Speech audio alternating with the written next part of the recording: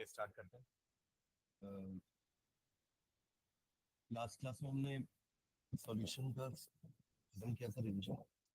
Electrochemistry चालू करते हैं, है ना। तो इलेक्ट्रोकेमिस्ट्री को बेसिकली हमने दो पार्ट में पढ़ा था, है ना। Complete electrochemistry chapter was divided into two parts. एक था हमारा इलेक्ट्रोलिटिक सेल, और दूसरा था इलेक्ट्रोकेमिकल सेल, जिसको हम गैल्वेनिक सेल का भी नाम दिए थे, है ना। इलेक्ट्रोकेमिकल सेल और also known as galvanic cell. इसमें हम इलेक्ट्रिकल एनर्जी को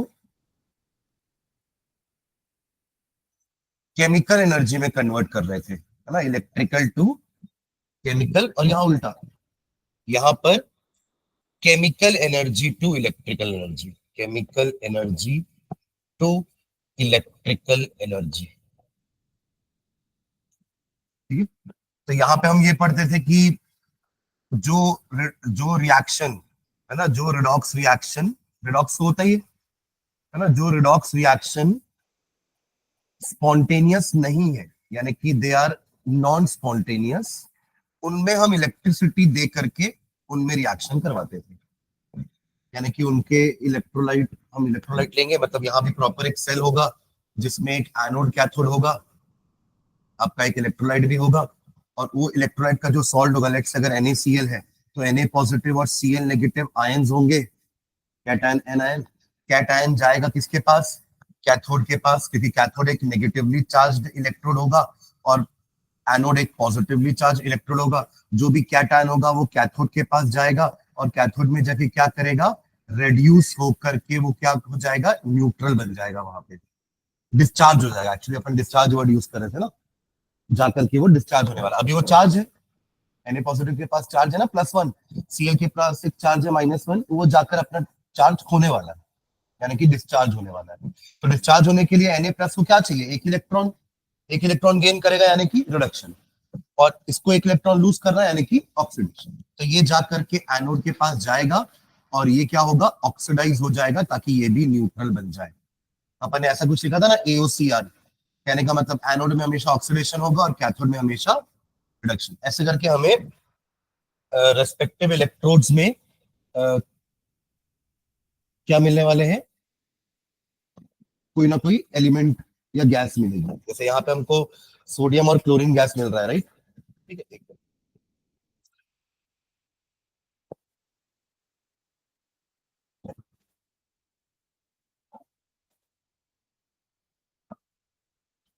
ठीक है, वही। अच्छा, इसमें और अपन ने क्या क्या पढ़ा था? इसमें दो फैराडे के लॉ आए थे, है ना। दो फैराडे के लॉ थे, फैराडे लॉ ऑफ इलेक्ट्रोलिसिस, और फिर हमने इलेक्ट्रिकल रेजिस्टेंस, फिर रेजिस्टिविटी, फिर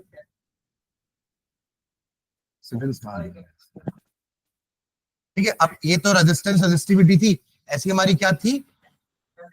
कंडक्टिविटी, कंडक्टेंस भी। चलो, रेजिस्टेंस, कंडक्टेंस, फिर रेजिस्टिविटी। वैसे ही क्या था हमारा ये कप्पा? कंडक्टिविटी, और इसी की मोलार कंडक्टिविटी भी अपन पढ़े थे। ये सारे टर्म पढ़े थे अपन, है ना। इन सब का फॉर्मूला और इन सब का यूनिट्स, है ना। जैसे रेजिस्टेंस का यूनिट हो गया आपका ओम, फिर ये आपका रेजिस्टिविटी का यूनिट होता है ओम मीटर। कंडक्टेंस रेजिस्टेंस का उल्टा होता है, तो क्या हो जाएगा? पर ओम, सीमन। फिर कंडक्टिविटी, कंडक्टिविटी क्या पढ़े थे अपन?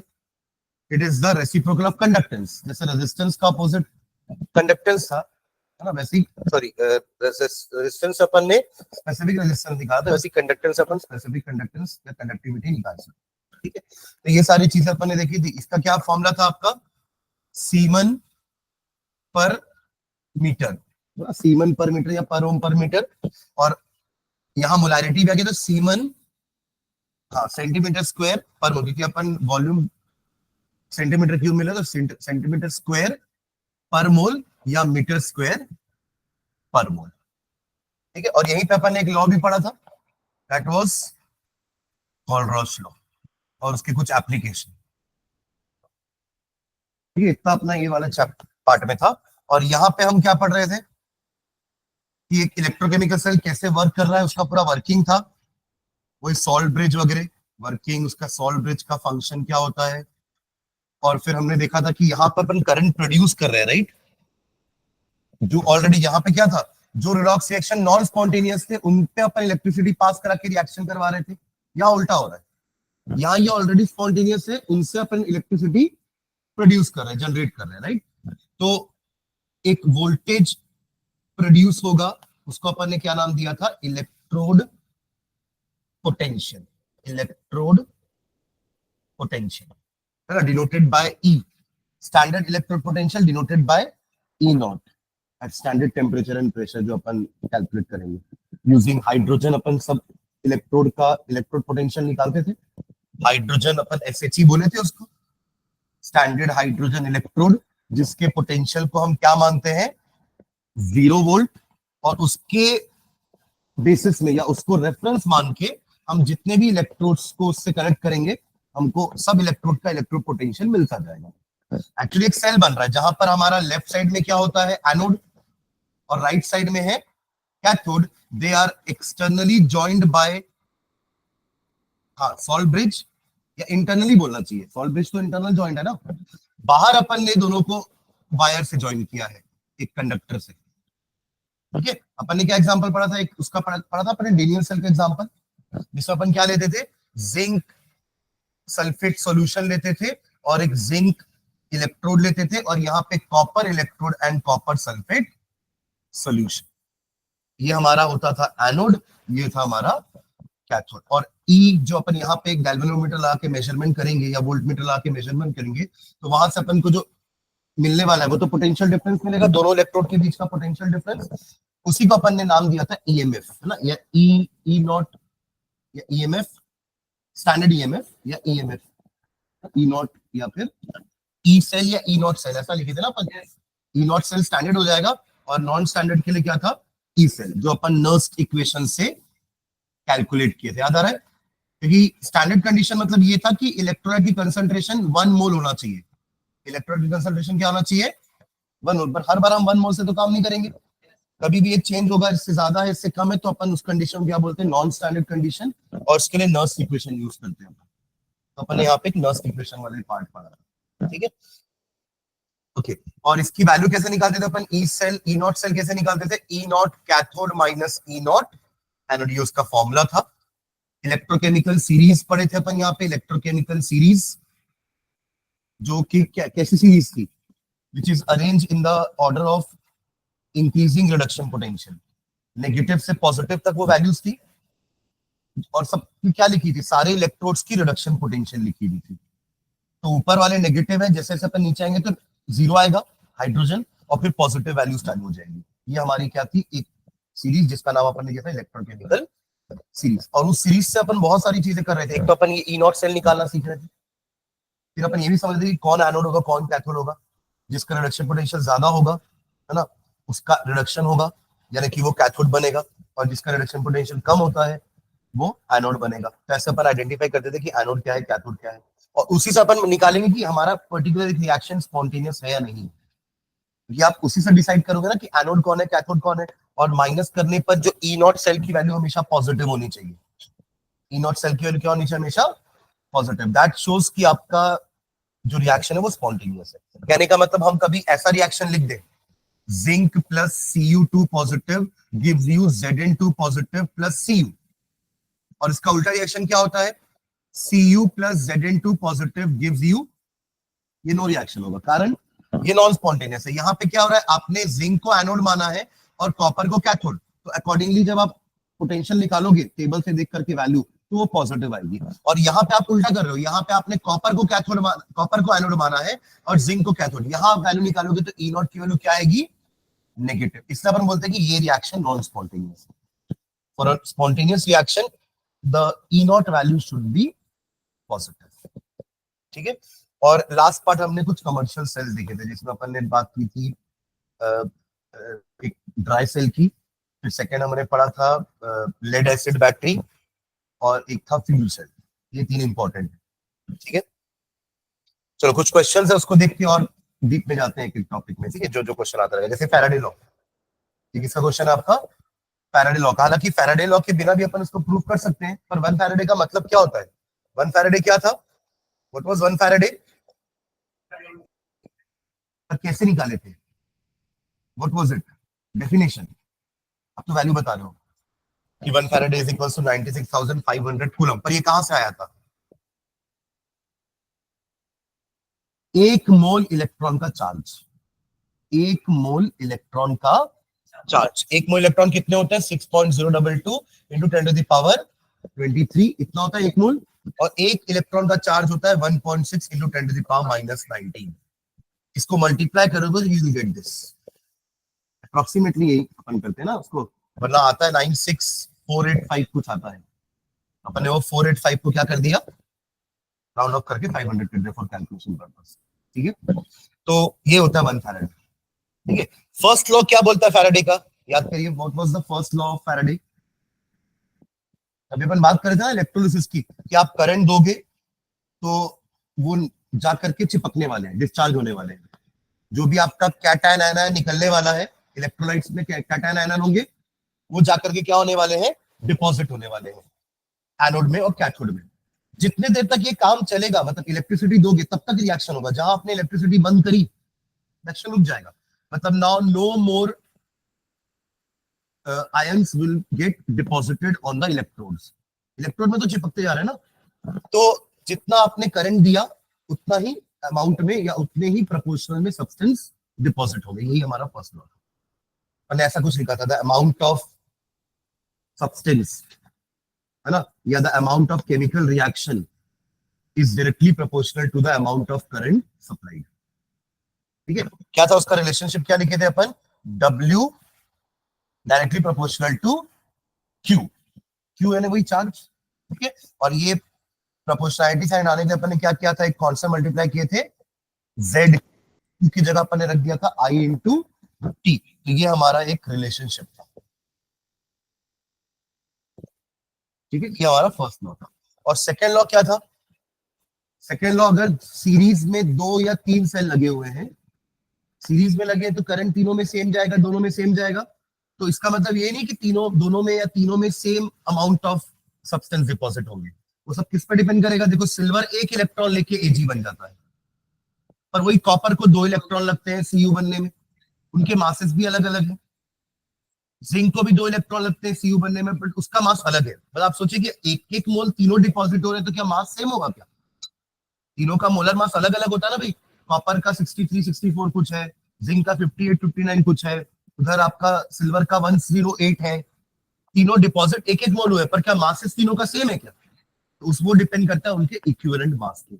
ये हमारा सेकंड लॉ था कि the amount of substance deposited, जब आप सीरीज में 2-3 सेल को एक साथ लगाओगे, the amount of substance deposited is directly proportional to their equivalent weight, जो अपन कैसे निकालते हैं? कॉपर का इक्विवेलेंट निकालने के लिए आप क्या करोगे? ऊपर आप लिखोगे atomic mass of copper, atomic mass divided by number of electrons, या वैलेंसी। क्या होगा वो? वैलेंसी। जैसे Ag की 1 लिखोगे, कॉपर की 2, जिंक की 2, मासेस भी सबके अलग अलग होंगे, अकॉर्डिंगली सबका इक्विवेलेंट मास भी अलग अलग, ठीक है। तो यहाँ इस क्वेश्चन में हालांकि अपन यही वाला लॉ यूज कर रहे हैं, बट वो एक जनरल अंडरस्टैंडिंग से भी क्वेश्चन बन सकता है। क्या है question? How many faradays are required to reduce 1 mole of MnO4 negative to Mn2 positive. आपके पास MnO4 1 नेगेटिव है, आपको उसको कन्वर्ट करना है किसमें? Mn2 पॉजिटिव में। तो पहले तो आपको दोनों तरफ Mn का ऑक्सीडेशन नंबर चाहिए। उधर तो दिख रहा है +2, इधर पर आपको निकालना पड़ेगा। कैसे निकालते थे अपन? इसको x ले लेते थे, ये -2 होता है, तो आप x + 4 इंटू -2, ओवरऑल चार्ज कितना है? -1। विदाउट यहाँ पे एक x है इसलिए x, मतलब Mn 1 है इसलिए x दिया बस मैंने, और ऑप्शन 4 है और हर एक का ऑक्सीडेशन स्टेट -2, तो 4 इंटू -2 कितना हो गया? -1, उधर जाके +8 +8 -1 विल बी 7। 7 से 5 आने में क्या करना पड़ेगा? 5 माइनस करना पड़ेगा, यानी कि ये 5 इलेक्ट्रॉन गेन करने वाला है। क्या बोलते हैं? हर एक इलेक्ट्रॉन -1 देगा ना, तो हमको 5 माइनस चाहिए, तो कितने इलेक्ट्रॉन गेन कराने पड़ेंगे? 5, ठीक है। 5 इलेक्ट्रॉन गेन कराओगे तब ऐसा होगा क्लियर है? तो ये तो एक के लिए हुआ ना, MnO4 नेगेटिव क्या होता है आपका? परमैंगनेट आयन, और ये आपका मैंगनीज आयन। तो एक परमैंगनेट आयन से एक आयन Mn बनाने के लिए आपको 5 इलेक्ट्रॉन लगे। तो यहाँ पे तो 1 मोल बोल रहा है, आप कंप्लीट इक्वेशन को मोल से मल्टीप्लाई कर लो। तो 1 mole will require 5 mole of electron, तब जाके 5 मोल ये बनेगा। क्या बोलते हैं, है ना? तो 5 नहीं, एक्चुअली मोल मल्टीप्लाई किया मैंने, 1 मोल 1 मोल, करेक्ट? तो 5 मोल इलेक्ट्रॉन लगेंगे, 5 मोल इलेक्ट्रॉन लगेंगे, और 1 मोल इलेक्ट्रॉन का मतलब 96,500 कूलम होता है। तो आंसर क्या हो जाएगा? 5 फैराडे। 5 फैराडे। समझ में आ रहा है क्या? है ना? चलिए नेक्स्ट, ये हमारे उसका क्वेश्चन है, कमर्शियल सेल वाले का। अपोलो स्पेस प्रोग्राम में अपन ने पढ़ा था उस समय कि फ्यूल सेल यूज हुआ था, है ना, क्योंकि उनको पानी भी चाहिए था, और फ्यूल सेल से पानी बनता है ना, H2O2 का कंबशन होकर के हमें H2O मिलेगा, तो वो उसको पानी के लिए कंजम्पशन के लिए भी यूज कर रहे थे, और इलेक्ट्रिसिटी भी जनरेट हो रही है। ठीक है, इज यूज इन ऑटोमोबाइल, तो ये हमारा था लेड एसिड। ठीक है, lead acid. For hearing aids and watches, तो ये मर्क्यूरी सेल था, Hg, मर्क्यूरी सेल, और does not give a steady potential and is used in transistor, तो ये हमारे ड्राई सेल्स होते हैं, ड्राई सेल्स। वही लैक्लांची सेल्स के नाम से पढ़ा अपन ने, प्राइमरी बैटरीज। प्राइमरी मतलब जो एक ही बार अपन यूज कर सकते हैं। ठीक है, चलो अगला देखते हैं। Calculate the EMF of the following cell, ये आपका नर्स का इक्वेशन, नर्स का question. Calculate the EMF of the following cell at 298 kelvin. ठीक है, तो नर्स इक्वेशन अपन ने कैसे पढ़ा था? हाँ, वो तो इक्वेशन आ गया ना, E cell is equals to E not cell minus 0.0591 upon n, जहां पे नंबर ऑफ इलेक्ट्रॉन्स होंगे एन आपके, और लॉग ऑफ केसी, या फिर अगर इसका इक्वेशन लिखूं पहले, सबसे पहले ना, तो इसका इक्वेशन लिखना आना चाहिए जो आपका लिखा हुआ है, ऐसे अपन रिप्रेजेंट करते हैं ना सेल को। ये आपका लिखा हुआ है एनोड, और ये लिखा हुआ है कैथोड। तो आप इसको कैसे लिखोगे? देखो, Al plus Ni2 positive gives you Al3 positive, और Ni2 से क्या बन गया? वो Ni। ये हमारा इक्वेशन है। कितने इलेक्ट्रॉन इन्वॉल्व है?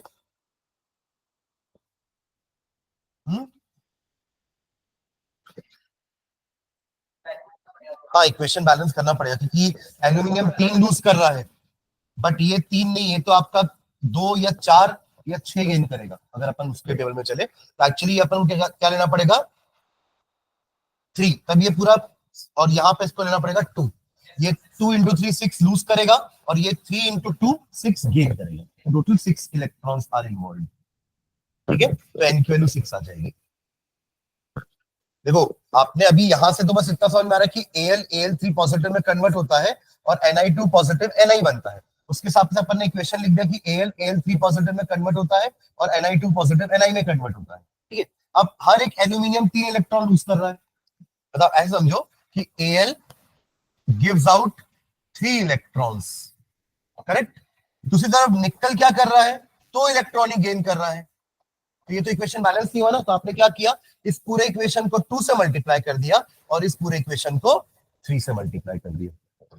जो यहाँ पे 2 है वो यहाँ मल्टीप्लाई किए, जो यहाँ पे 3 है वो यहाँ पे मल्टीप्लाई किए, तो आपका इक्वेशन क्या बन गया पूरा? 2Al, मैं दोनों को ऐड भी कर रहा हूं, ठीक है, 2Al प्लस 3 निकल, Ni2 पॉजिटिव है ना, हाँ, Ni2 positive gives you 2Al3 positive plus 3 Ni, जहां पे आपका ये पूरा मल्टीप्लाई हो गया है, 6 इलेक्ट्रॉन कैंसिल हो गए। ये हमारा फाइनल इक्वेशन। ठीक है, यहां पे 2 आ जाएगा, और यहाँ पे 3 आ जाएगा। ठीक है ना? तो लॉग, यहाँ पे क्या लिखते हैं अपन लॉग की जगह?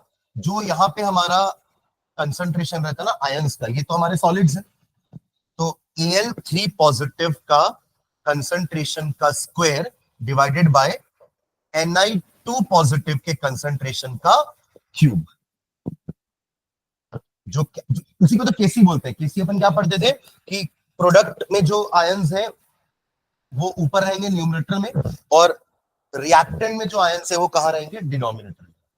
Raise to the power their stoichiometric coefficients, यही होता था केसी का वैल्यू, इसलिए लॉग केसी भी बोल सकते हैं इसको। ठीक है, बस इस इक्वेशन को सॉल्व करना है हमें, ई सेल मिल जाएगा। और ई नॉट सेल निकालने के लिए वैल्यू दी हुई है, देखो ये दिया ना दोनों डेटा,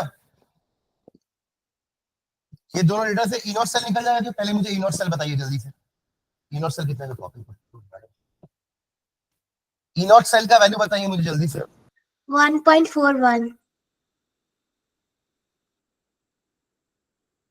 हाँ, E naught cathode minus E naught anode, तो कैथोड क्या है हमारा, निकल, तो -0.25 माइनस -1.66, तो +1.66 -1.25 दैट विल बी 1.41 वोल्ट। ठीक है, ये ई नॉट सेल आ गया 1.41। कोई डाउट यहां तक, ई नॉट सेल में कोई डाउट, ऑनलाइन जो है कोई उनको डाउट?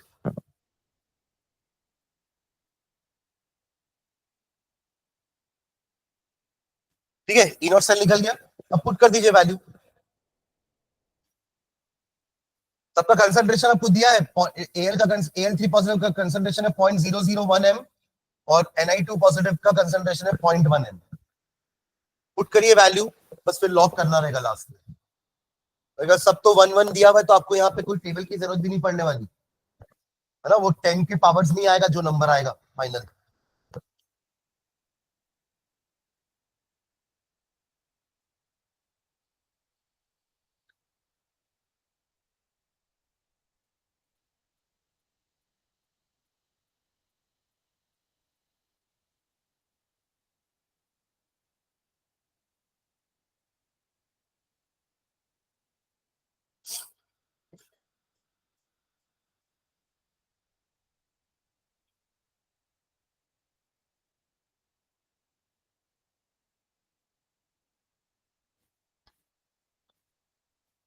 पुट करें वैल्यूज, Al3 पॉजिटिव की जगह 0.001 का स्क्वायर और नीचे Na2 पॉजिटिव की जगह 0.1 का क्यूब। n की वैल्यू 6 ले रहे हैं और ई नॉट सेल आपका आया है 1.41। अभी तक इसमें कोई डाउट हो तो पूछो अभी।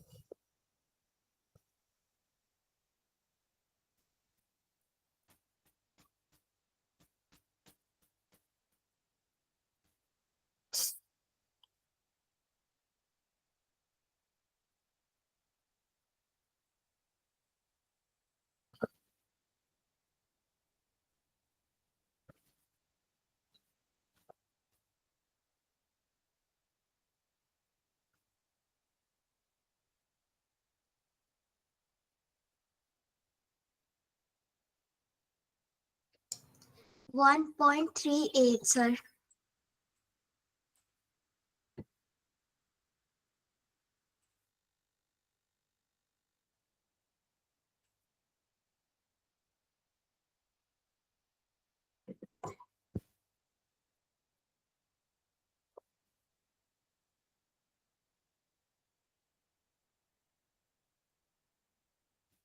वन पॉइंट 449, बाकी लोगों को क्या आ रहा है,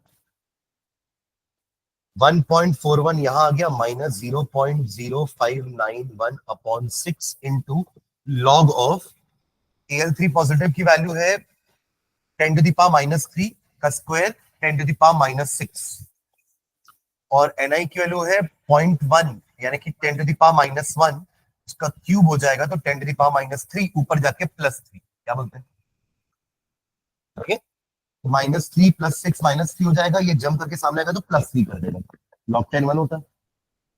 करेक्ट, यहाँ तक फॉलो कर रहे हैं, लॉग 10 1 हो गया ना, और ये पावर सामने आ जाता है, तो ये क्या है 3 -6 -3 -3 जंप करके +3 कर देगा इसको, तो 1.41 प्लस 0.0591 इंटू 3/6 जो कि ये भी 2 हो गया, और ये डिवाइड होकर के ये भी बहुत सिंपल कैलकुलेशन हो गई पूरी, 0.0295 क्या 0.0295, ठीक है, बस ऐड कर दिए, कितना आएगा फाइनल 1.4395 कितना हाँ। होगा?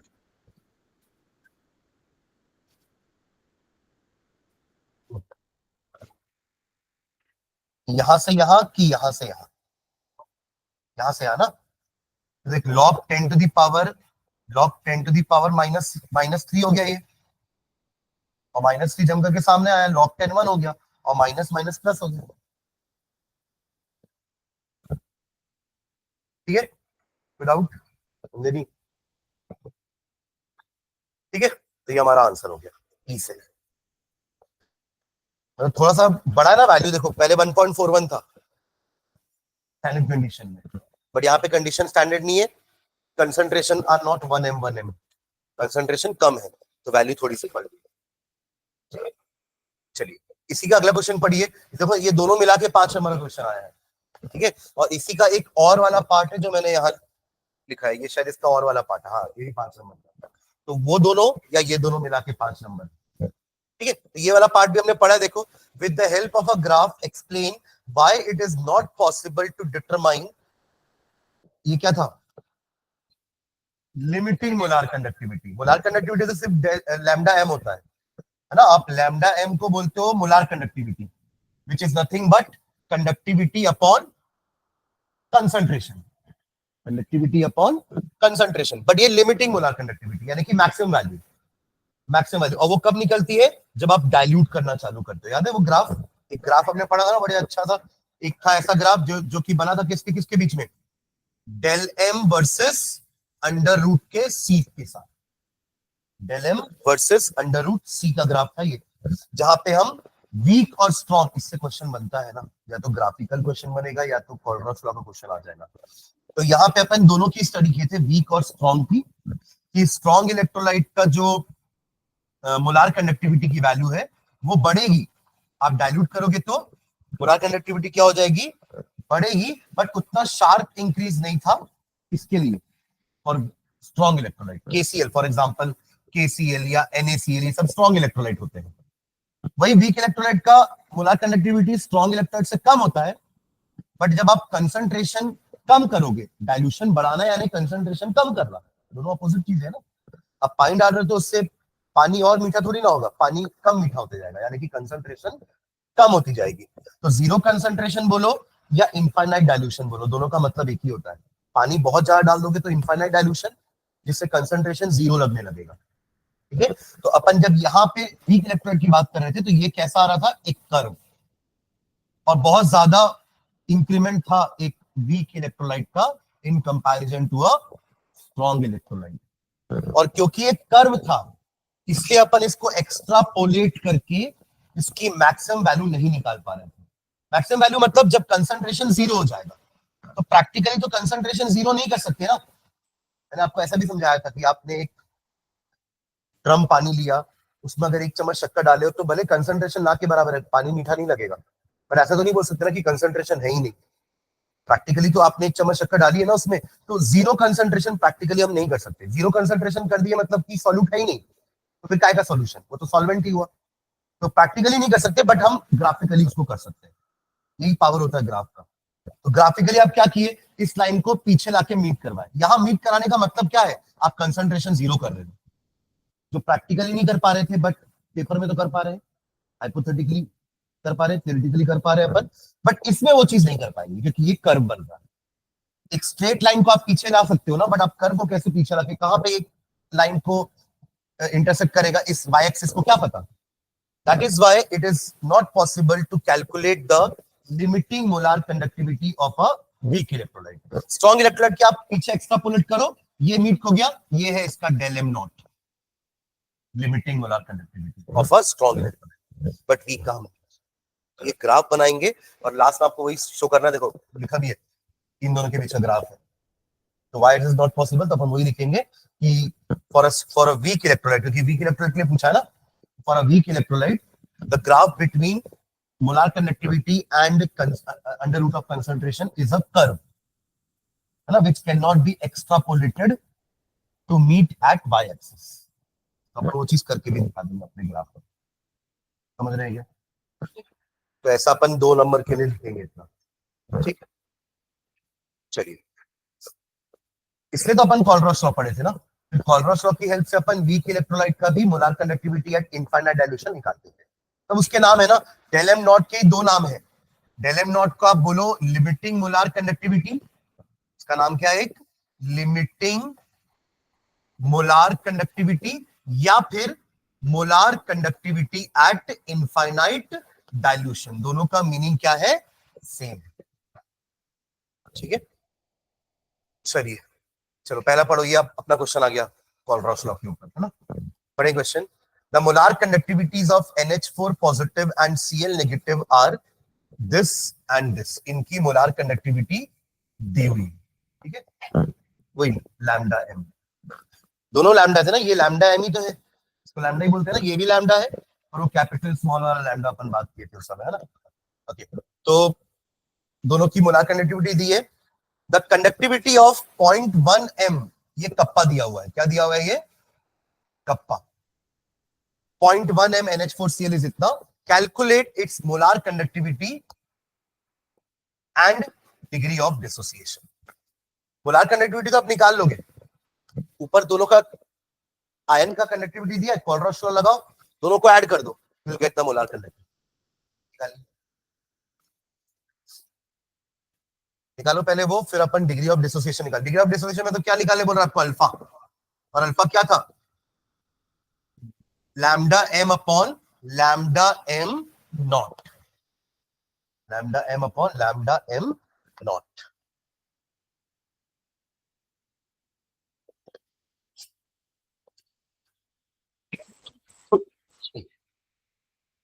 तो अभी आप लोग क्या निकाल रहे हो? Lambda M naught. अभी आप क्या निकालोगे? जो दो वैल्यू दी है ना उसकी, उससे क्या निकालोगे? Lambda am not.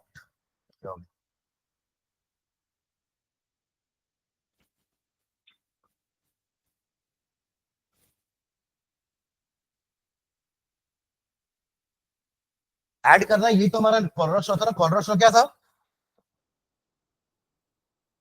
हाँ, मतलब हर आयन का एक कंट्रीब्यूशन होगा टुवर्ड्स टोटल मोलार कंडक्टिविटी। उनको अपन आयनिक कंडक्टिविटी बोलते थे, कि मतलब मान लीजिए अगर आपका इलेक्ट्रोलाइट है AXBY नाम का, AXBY नाम का अगर आपका एक इलेक्ट्रोलाइट है, तो इसकी लिमिटिंग मोलार कंडक्टिविटी क्या होती है? It is the sum of ionic conductivity of cation which is AY positive, X से मल्टीप्लाई भी करोगे क्योंकि X नंबर्स में है, plus limiting ionic conductivity of an anion which is BX negative, और वो Y नंबर में। ये होता है हमारा कोलरॉस लॉ। यहाँ पे एक अच्छी बात आपके पास क्या है कि NH4Cl दोनों एक एक ही है, आपको बस सिंपली इन दोनों को ऐड करना है और कुछ भी नहीं। आपके पास लैम्डा एम नॉट आ जाएगा। Lambda M naught is equals to limiting ionic conductivity of NH4 positive plus limiting ionic conductivity of Cl negative. Add कर दो दोनों को, 73.8 प्लस 76.2 कितना हो जाएगा? ये एग्जैक्ट 150 क्या? हाँ 150। यूनिट वही आपका सीमन सेंटीमीटर स्क्वायर पर मोल। ये आ गया आपका लैम्डा एम नॉट, यानी कि ये आ गया डिनोमिनेटर। अब चाहिए अपन को न्यूमरेटर। न्यूमरेटर के लिए डेटा दिया हुआ है, देखो ये इतना काफी है। ये कप्पा है, ये सी है, ये कप्पा है और ये क्या है? सी। तो लैम्डा एम क्या होता है? कप्पा अपॉन सी। और क्योंकि अपन को सेंटीमीटर में चीजें चाहिए, तो अपन ऊपर क्या कर देते हैं? 1000 मल्टीप्लाई। चलो जल्दी निकालो lambda M. Kappa into 1000 by C, 129 करे ना। अच्छा सिंपल है कैलकुलेशन तो, हाँ ठीक है, सब तो 1 1 ही है, ठीक है। 129 सीमन सेंटीमीटर स्क्वायर पर मोल, ठीक है। अब दोनों को डिवाइड करना है ना, अल्फा निकालना है ना। तो अल्फा क्या हो जाएगा? Alpha is equals to lambda M upon lambda M naught. निकाल लो, that will be the degree of dissociation. इसी में अगर डिसोसिएशन कांस्टेंट निकालने पर तो के भी निकाल लेते। C alpha square upon 1 minus alpha. क्या होता है के का formula? K is equals to C alpha square upon 1 minus alpha. ये तो अपन 11 से पढ़ते थे इक्विलिब्रियम चैप्टर में, तो वो भी निकाल सकते हैं, पर पूछा नहीं है, सिर्फ डिग्री ऑफ डिसोसिएशन पूछा है, ठीक है। तो अल्फा निकाल के छोड़ दो बस। जिनका हो जाएगा वो अगला क्वेश्चन ट्राई करेंगे, फिर नर्स इक्वेशन आ गया है।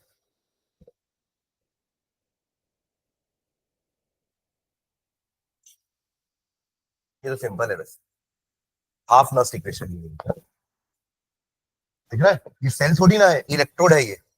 देखा ना, हाफ सेल पोटेंशियल, ये इलेक्ट्रोड दिया है, सेल नहीं है ये। जल्दी बताइए इसका क्या आंसर आ रहा है। 129 डिवाइड बाय 50 कर रहे हो ना, 150, बस यही तो करना है।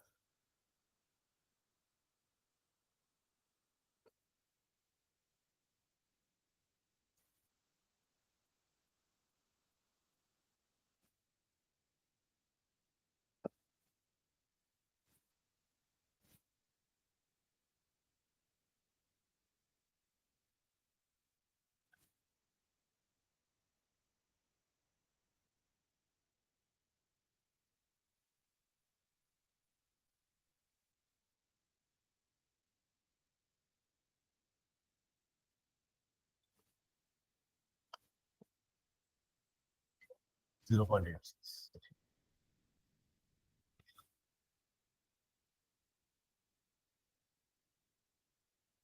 0.86।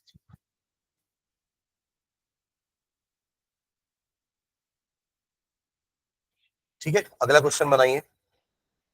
हाफ सेल पोटेंशियल निकालने बोल रहा है आपको जिंक इलेक्ट्रोड का।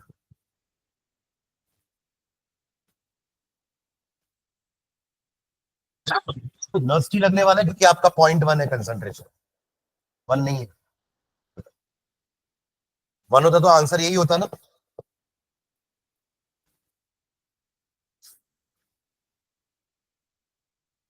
इक्वेशन लिखा है आपके पास, zinc 2 positive plus 2 electron gives you Zn। Nernst लिखिए, इसका लिए क्या हो जाएगा, E is equals to E naught minus, है ना। अब सेल मत लिखना क्योंकि ये सेल नहीं है, ये इलेक्ट्रोड पोटेंशियल है। तो आपको अगर चाहिए तो आप ऐसा लिख सकते हो, देखो ई नॉट Zn 2 से Zn, ऐसा डिनोट कर सकते हैं। समझ रहे हैं क्या, ई नॉट Zn 2 प्लस फिर एक इंटरफेस लगा के Zn लाइन वाला बना के is equals to, sorry E is equals to ना, हाँ ई नॉट बाद में आएगा, E is equals to E naught होता है ना। फिर माइनस वही 0.0591 अपॉन एन, एन का वैल्यू कितना है यहाँ पे 2 लॉग। अब क्या आएगा, हाँ 1 upon Zn2 positive, 1 upon concentration of Z, वही बता रहा था कि प्रोडक्ट वाला आपका 1 ऊपर 1 रहेगा और नीचे आ जाएगा Zn2 पॉजिटिव का कंसंट्रेशन, जो कि कितना है 0.1। ये भी इजी कैलकुलेशन है पूरा लॉग का।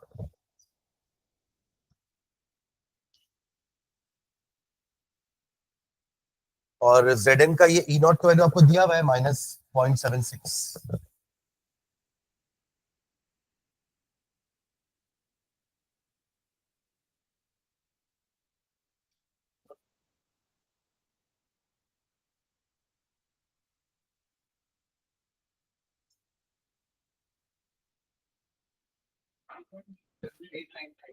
जीरो पॉइंट 7895, ठीक है, माइनस ना।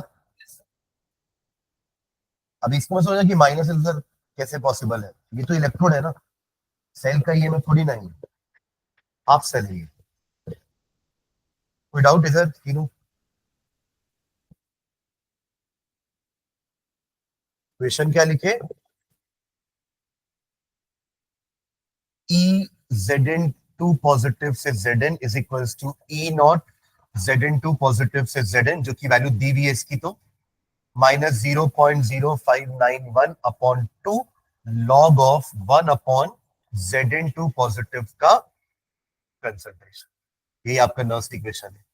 देखो दोनों अलग अलग इलेक्ट्रोड से लिखते हैं, फिर दोनों के कंबाइन करके अपन फाइनल लिखते हैं ना, ई सेल जो अपना आता है। जैसा अपन ने ये वाला इक्वेशन देखा था, याद करिएगा, Zn plus Cu2 positive give you Zn2 positive plus Cu। तो एक्चुअली ये दो सेल से मिलके बना है ना, दो हाफ सेल से मिलके बना है। एक हाफ सेल आपका क्या है, यही जो अभी अपन पढ़ रहे थे। एक तो आपका, चलो ठीक है, अपन इसको इलेक्ट्रॉन्स उसके फॉर्म में लिखते हैं ना, रिडक्शन पोटेंशियल। तो Zn2 पॉजिटिव 2 इलेक्ट्रॉन गेन करेगा तब बनेगा Zn, और कॉपर 2 पॉजिटिव 2 इलेक्ट्रॉन गेन करेगा तब बनेगा कॉपर। आप दोनों के लिए अलग अलग लिखो और फिर दोनों को माइनस कर दो, तब तो आएगा ना E cell is equals to E cathode minus E anode.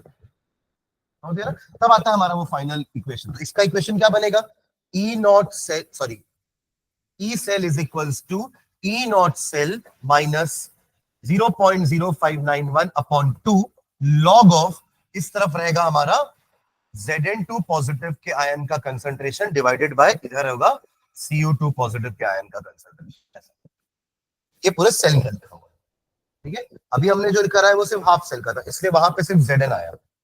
अब जब आप कॉपर को भी लेके फिर दोनों को माइनस कर दो तो ये चेंज होकर के ये इक्वेशन आएगा। तो डेरिवेशन अपन ने किया है ये सेल को लेकर के, ठीक है। चलिए, ये वही ग्राफ वाला क्वेश्चन है ना। Kohlrausch give the following relation, ये अपना लाइन का इक्वेशन तो है, y is equals to M X plus C, ये इंटरसेप्ट था, मैक्सिमम वैल्यू, ये आपका स्लोप है, और ये एक्स एक्सिस का वैल्यू था, ये वाई एक्सिस में था, और ये इंटरसेप्ट है, ठीक है। Which of the following equality holds true, lambda की वैल्यू लैम्डा नॉट होती है, correct, when C tends to root A, नहीं, लैम्डा की वैल्यू लैम्डा नॉट होती है, correct, when C tends to zero, कि सी टेंड्स टू इंफिनिटी। कुछ नहीं बता रहा, सी मतलब कंसंट्रेशन है, जीरो, डाइल्यूशन इनफाइनाइट कर रहे हो ना, और उससे कंसंट्रेशन तो जीरो हो रहा है, तो ऑप्शन क्या हो जाएगा, समझ रहे हैं क्या।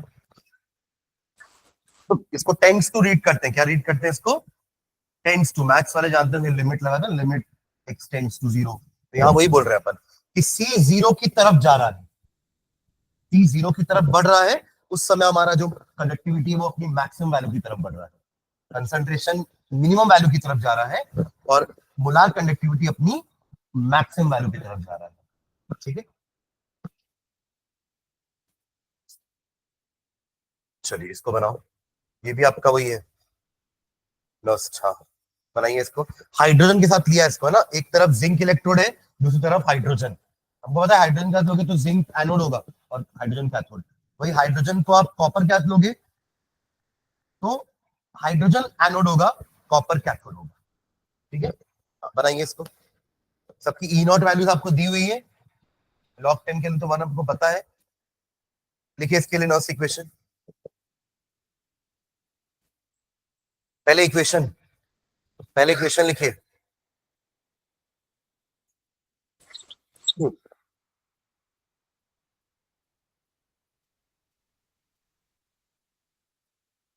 बुक रखते हो ना वो इस वाली,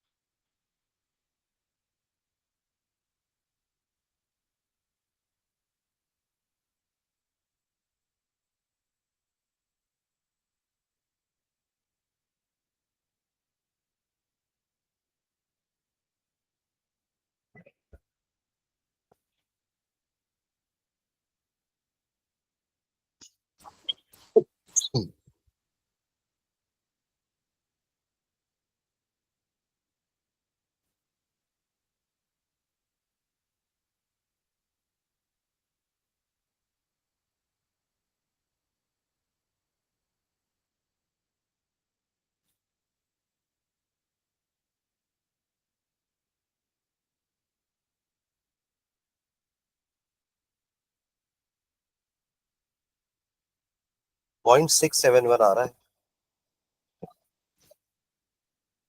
ई नॉट सेल तो 0.76 है ना, E not cell 0.76, 0.0591/2 log of numerator में 0.1 और नीचे 0.01 का स्क्वायर कियोगी। ओ नहीं ना, जीरो हो गया वो। मैंने इससे सबसे पहले क्या कहा था आपको, एक इक्वेशन लिखना है। किसी ने इक्वेशन लिखा है? सब सीधा ई सेल का इक्वेशन लिख के चालू कर दिए। हाँ, इक्वेशन मतलब मैं केमिकल इक्वेशन की बात कर रहा हूँ कि जिंक जो है वो Zn2 पॉजिटिव में कन्वर्ट हो रहा है और आपका जो H पॉजिटिव है वो H2 में कन्वर्ट हो रहा है। फिर बैलेंस करने के लिए, क्योंकि ये 2 इलेक्ट्रॉन लूज कर रहा है तो यहाँ 2H होने चाहिए ना, एक एक इलेक्ट्रॉन गेन करे, तो ये 2 होगा। यहाँ 2 देखे होते तो आप स्क्वायर लगाए होते। कोई नहीं कर रहा क्या स्क्वायर लेके सॉल्व?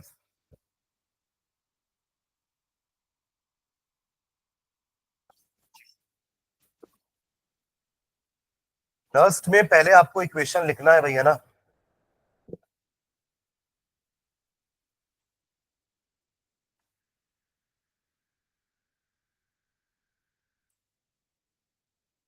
ऑनलाइन वाले रुकना, कैमरा रीस्टार्ट किया मैंने।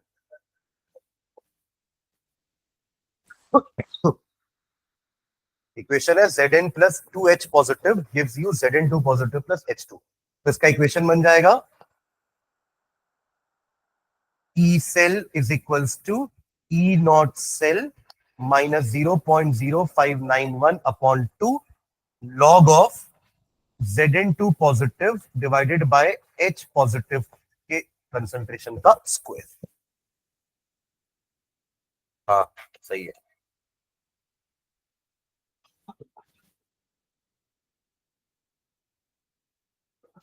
ये ऐसी मिस्टेक नहीं करनी है हमको पेपर में, क्योंकि हमको क्वेश्चन आता है।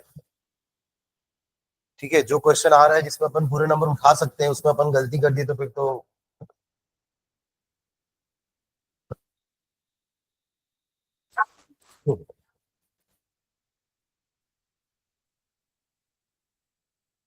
ठीक है।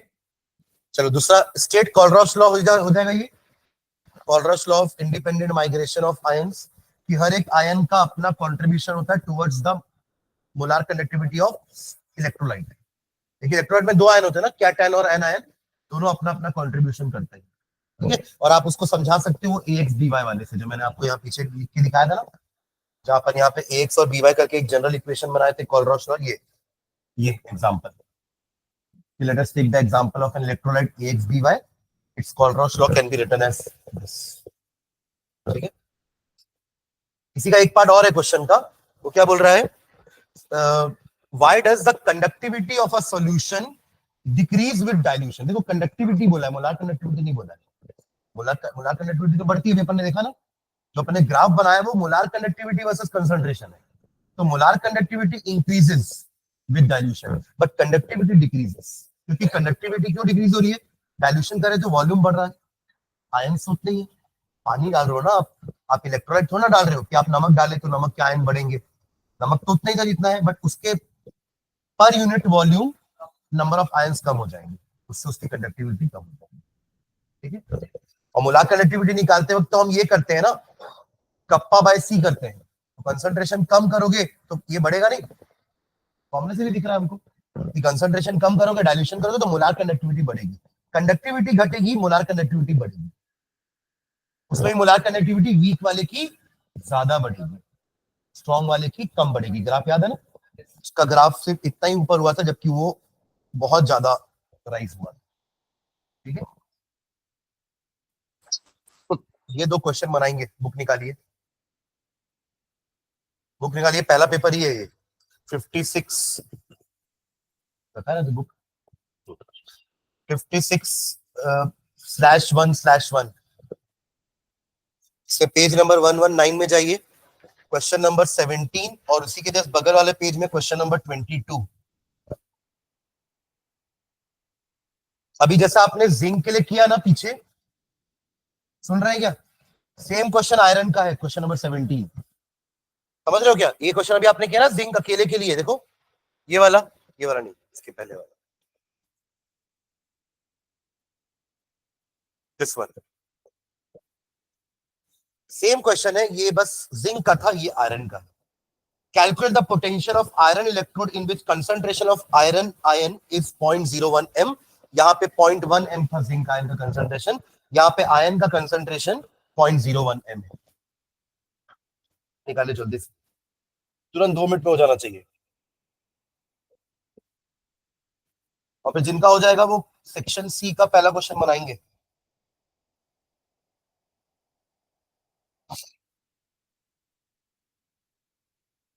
Which is question number 22।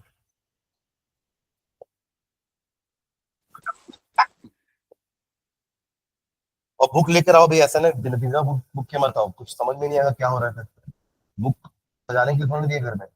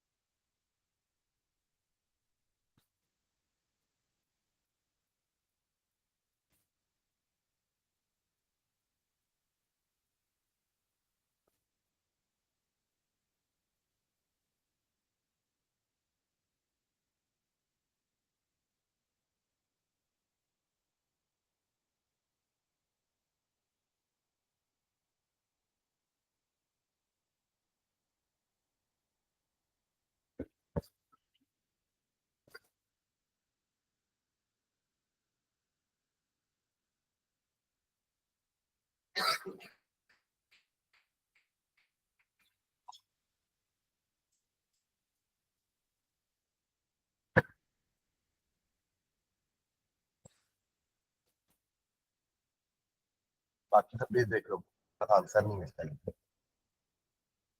Minus 509, minus 0.509, ठीक।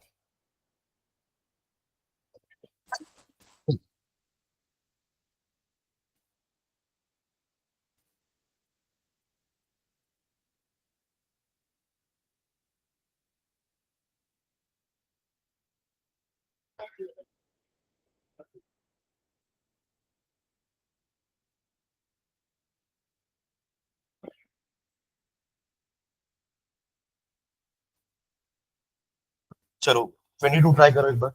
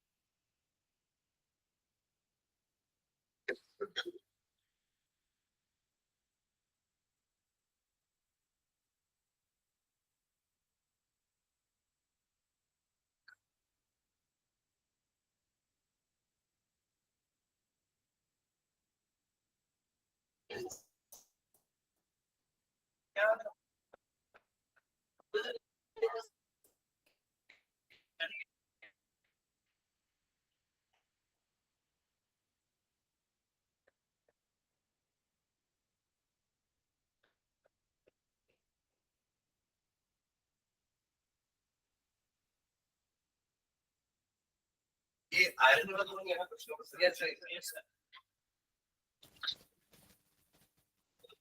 क्या क्या दिया है क्वेश्चन नंबर 22 में? क्वेश्चन पढ़िए पहले।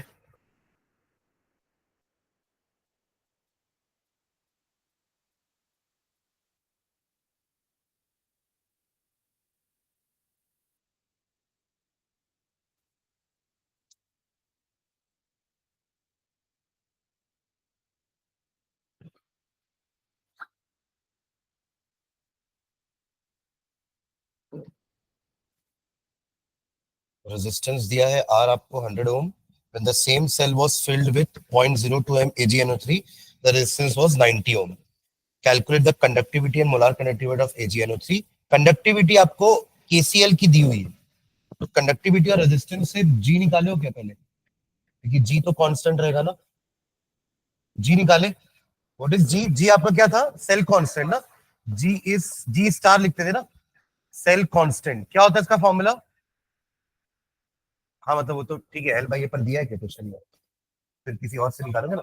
हाँ, कप्पा अपॉन सी, हाँ कप्पा अपॉन जी, जिसको अपन जी को लिख सकते हैं 1/r, तो कप्पा इंटू एक्चुअली आर, और ये दोनों दिया है। आर कितना दिया हुआ है? 100 ओम, और कप्पा नीचे दिया हुआ है 1.35 इंटू 10⁻⁻²। इससे सेल कांस्टेंट निकालो पहले, कितना आ रहा है सेल कांस्टेंट, सब निकालो जल्दी से। एक्चुअली देखो ये ऐसा होता है ना, इसको अपन ऐसे याद रख सकते हैं, देखो G into G star is equals to kappa, ऐसे याद रखो, G into G star is equals to kappa.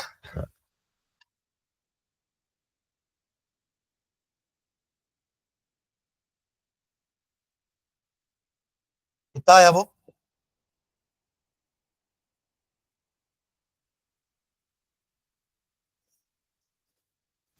1.35, ठीक है।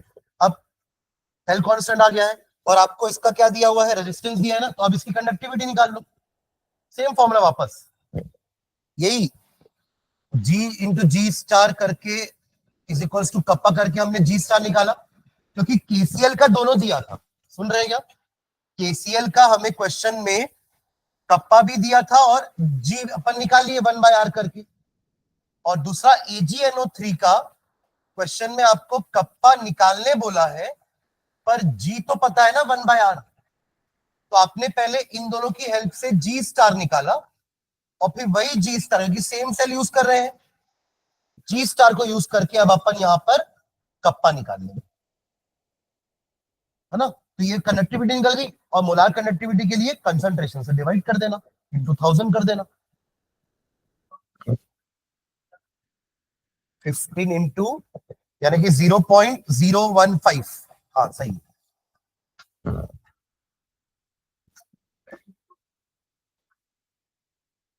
ये गड़बड़ आ गया। यूनिट यूनिट यूनिट इंटू 1000 किया ना कि डिवाइड बाय 1000 कर दिए? कुछ नहीं किया। अभी तो क्वेश्चन में आया था कप्पा निकालने वाला, लैम्डा एम निकालने वाला, कि lambda m is equals to kappa into 1000 upon C. Kappa is 0.015 into 1000, C कितना दिया हुआ है इसका 0.02। कोई डाउट है तो अभी पूछो, है ना। इस क्वेश्चन में दो इलेक्ट्रोलाइट थे, KCl एंड AgNO3। KCl की दोनों वैल्यू पता है हमको, R भी पता है और कप्पा भी पता था, और AgNO3 का R पता है, कप्पा निकालने बोला है, और लैम्डा एम भी निकालने बोला है। तो पहले अपन ने इन दोनों से G स्टार निकाला, फिर G स्टार की हेल्प से कप्पा निकाले, फिर कप्पा की हेल्प से लैम्डा एम निकाले। फॉर्मूला क्या क्या यूज हुआ? G into G star is equal to kappa, एक फॉर्मूला ये यूज किया हमने, kappa is equal to sorry lambda m is equal to kappa into 1000 upon C, siemens centimetre square पर mole. 750 आएगा, 750, 7.5 इंटू 10⁻², हाँ 750 तो 1 ठीक है।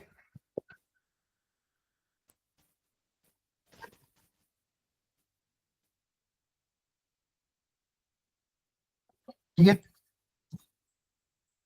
चलो तो मैंने अभी ये जो पीछे अपन ने 7 8 10 क्वेश्चन किए थे ना, ये 2 पेपर के थे, 2 पेपर का और अपन नेक्स्ट क्लास में करेंगे।